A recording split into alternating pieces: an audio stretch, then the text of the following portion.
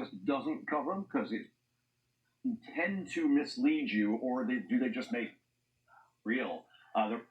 He joins me now. Okay. Okay. The media just leaves things out, just doesn't cover them because it's bad for Biden. Is that it?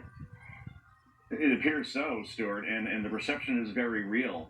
There was a poll that recently came out where Americans were asked, do you believe that journalists and the media in general intend to mislead you, or do they just make mistakes? And 50% agreed that the media looks to purposely mislead in certain situations, while 25% say, no, actually, they're not trying to do that at all. So when half the country believes that you're intentionally misleading them, that's one thing. But when it comes to media bias and journalism, Stu, morphing into activism, the worst kind of bias is the bias of omission. That's the intentional act of preventing Americans from getting news that is worthy of coverage. And when we're seeing with Joe Biden, for instance, Karine Jean-Pierre, the White House press secretary, there was an analysis done by the Media Research Center, they're a right-leaning nonprofit, and they found that 2% of questions about Biden scandals are being answered by Karine Jean-Pierre. So in other words, 252 questions this year pertaining to Hunter Biden over a 6-month period, and she answered exactly 6 of those 252. There was 1 week in June where Donald Trump,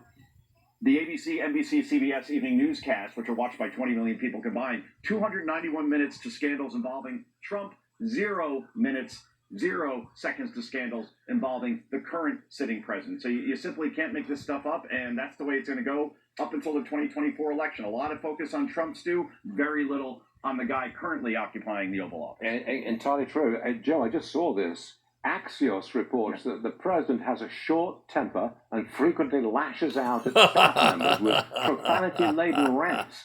One official says no one is safe. This is kind of an old story, Joe, that may be getting worse. What do you think?